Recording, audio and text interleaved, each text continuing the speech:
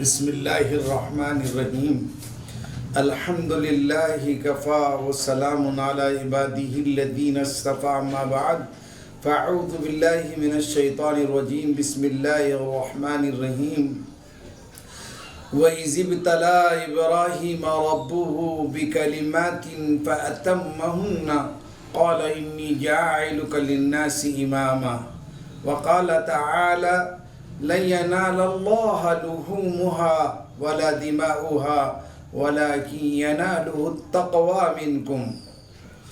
معزز ناظرین کرام، السلام علیکم ورحمۃ اللہ وبرکاتہ۔ آج آپ سب بھائی بہن برادران اسلام اور ہمارے تمام بھائیوں اور بہنوں کو عید الاضحیٰ کی مبارکباد قبول کیجیے۔ یہ عید الاضحیٰ یہ دوسرا بڑا تہوار اور عید ہے اسلامی جو ہے تو سال کی، اور ذی الحجہ کا مہینہ یہ آخری مہینہ ہے اسلامی سال کا۔ اس میں دو عظیم الشان عبادتیں ہوتی ہے۔ اسلام کے ارکان اور بنیادی فاؤنڈر چیزیں جو ہے وہ چار ہیں۔ ایک ایمان باللہ کے بعد یہ چار چیزیں ہیں: نماز، روزہ، زکوٰۃ اور حج۔ حج بیت اللہ زندگی میں ایک مرتبہ فرض ہے۔ یہ اللہ کی سے محبت اور عشق کا سفر اور عبادت ہے، اس لیے سب سے اخیر میں اس کو فرض کیا گیا۔ اور سورہ آل عمران میں دوسرے پارے میں ارشاد ربانی ہے، تیسرے پارے میں، کہ وَلِلَّهِ عَلَى النَّاسِ حِجُّ الْبَيْتِ مَنِ اسْتَطَاعَ إِلَيْهِ سَبِيلًا، کہ اللہ کے لیے لوگوں پر حج فرض کیا گیا جو بیت اللہ جانے کی طاقت اور استطاعت رکھتا ہے۔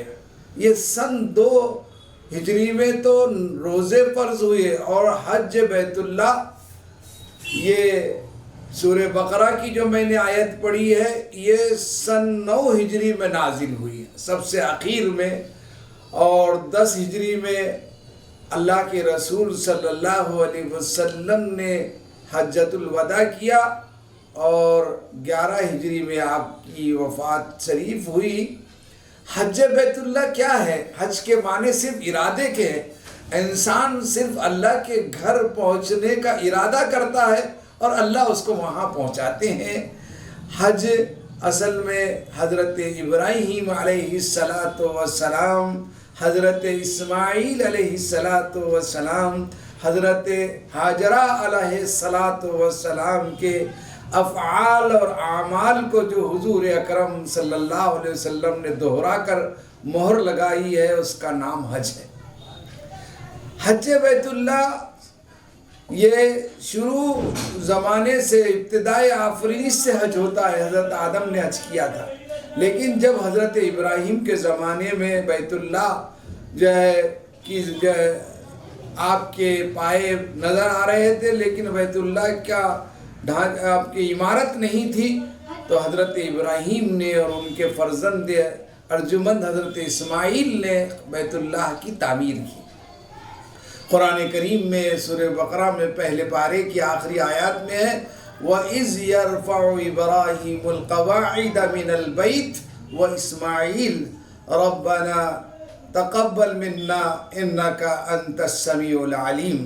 اس وقت کو یاد کرو جب ابراہیم اور اسماعیل اور ان کے وہ دونوں باپ بیٹے جو ہے بیت اللہ کی دیواروں کو اٹھا رہے تھے اور کہہ رہے تھے کہ اللہ ہماری اس کوشش اور کاوش کو قبول فرما، بے شک تو سننے والا ہے اور جاننے والا ہے۔ جب خانہ کعبہ کی تعمیر مکمل ہوئی تو اللہ نے ابراہیم خلیل الرحمن علیہ السلام سے فرمایا کہ لوگوں کو حج کے لیے بلاؤ۔ مکے میں اس وقت کوئی نہیں تھا، لیس فیہا انیس ولا مجیب، نہ کوئی سننے والا نہ کوئی جواب دینے والا۔ حضرت ابراہیم نے عرض کیا اللہ میں کس کو سناؤں؟ کہا کہ ابراہیم تم حدود حرم پر جا کر آواز لگاؤ کہ لوگوں حج کو آؤ. آواز کا لگانا تمہارا کام ہے، آواز کا پہنچانا ہمارا کام ہے. چنانچہ حضرت ابراہیم علیہ السلام حدود حرم پر پہنچے اور لوگوں کو دعوت دی کہ اے لوگوں آؤ بیت اللہ کے حج کے لیے تشریف لاؤ. یہ جو ہے تو آپ کے حضرت ابراہیم کی دعوت اور بلاوا آسمان میں تمام ارواح کو سنایا گیا.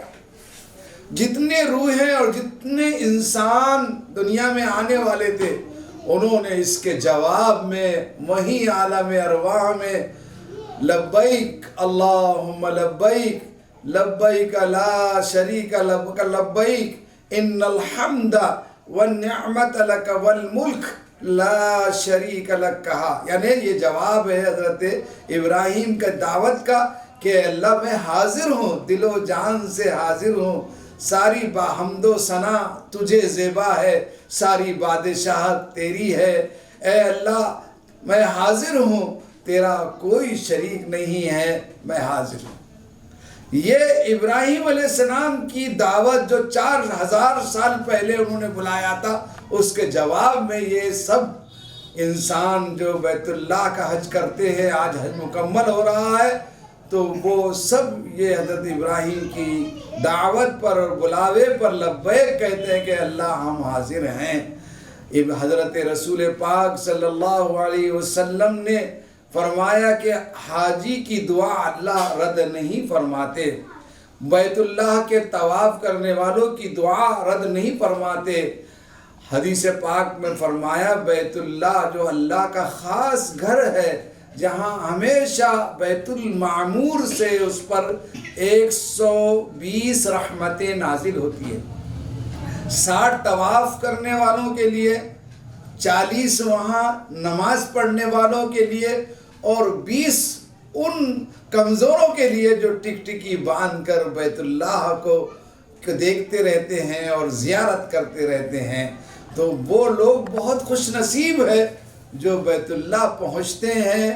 پہلے دن وہ مینا جاتے ہیں 8 تاریخ کو، اور وہاں 5 نمازیں پڑھتے ہیں. پھر دوسرے دن عرفات کے میدان میں پہنچتے ہیں.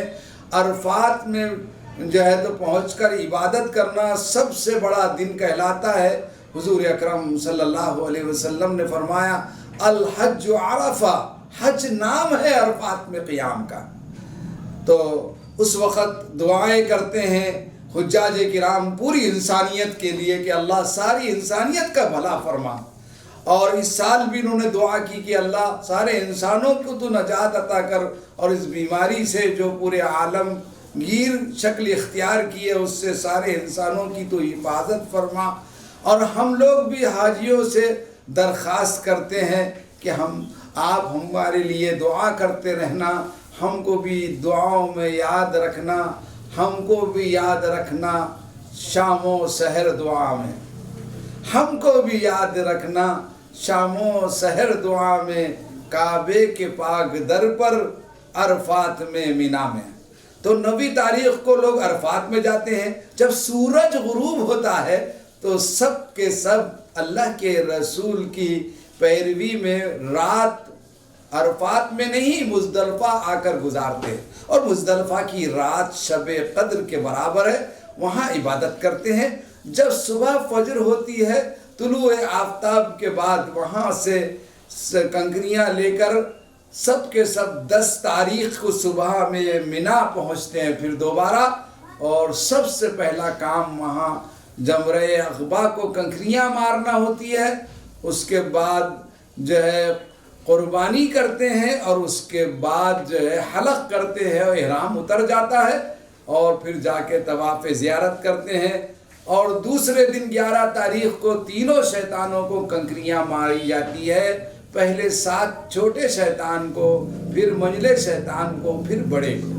اسی طرح 12 تاریخ کو بھی زوال آفتاب کے بعد تینوں شیطانوں کو کنکریاں مار دی جاتی ہے. حج مکمل ہو جاتا ہے اور سب کے لیے وہاں دعائیں کی جاتی ہے. یہاں جو لوگ حج کو نہیں جاتے وہ قربانی کی عظیم الشان سنت کا اہتمام کرتے ہیں۔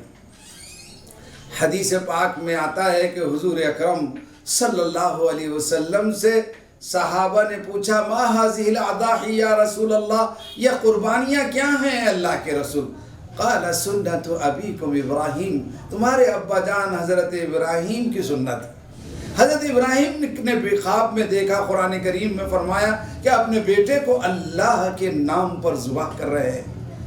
مسلسل خواب دیکھا، بیٹے کو بلایا، بیٹا سمجھدار تھا، چلنے پھرنے کے، بھاگنے دوڑنے کے قابل تھا۔ قرآن کریم میں فرمایا فَلَمَّا بَلَغَ مَعَهُ السَّعْيَ، جب حضرت اسماعیل ان کے ساتھ دوڑنے بھاگنے کے قابل ہوئے تو فرمایا قال انی یا بنی انی ارا فی المنام انی اذبحک فانظر ماذا ترى، پیارے بیٹے میں دیکھ رہا ہوں خواب میں اللہ کا حکم ہے کہ تمہیں قربان کروں، آپ سوچ لو، غور کرو کہ تمہارا کیا ارادہ ہے۔ وہ باپ کا بیٹا تھا، ہاجرہ کی گود میں پلا تھا، ماں کی تربیت تھی، کہا کہ ابا جان اس میں سوچنے کی کیا بات ہے، یا ابت افعل ما تؤمر ستجدنی انشاءاللہ من الصابرین، آپ کر گزریے جو آپ کو حکم دیا گیا، آپ مجھے صبر کرنے والوں میں سے پائیں گے۔ جواب سن کر شاعر بھی پھڑک گیا اور کہنے لگا وہ فیضان نظر تھا، وہ فیضان نظر تھا یا کہ مکتب کی کرامت تھی، سکھلائے کس نے اسماعیل کو آداب فرزندی۔ اللہ ہماری اولاد کو بھی ایسے ہی فرما بردار بنائے اور ہماری ماں و بہنوں کو حضرہ علیہ السلام جیسا ایمان و یقین نصیب فرمائے، ہماری عبادتوں کو قبول فرمائے۔ تو صحابہ نے پوچھا یہ قربانیاں کیا ہیں؟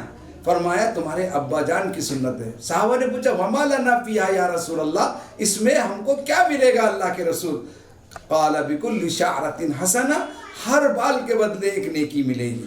اور فرمایا 10 تاریخ کو قربانی سے بڑھ کر، اراق دم سے بڑھ کر کوئی عمل اللہ کو محبوب نہیں ہے۔ اس سے غریبوں کا بڑا فائدہ ہے، مسکینوں کا بڑا فائدہ ہے، کہ اس میں تاجروں کا فائدہ ہے، غریب کسانوں کا فائدہ ہے۔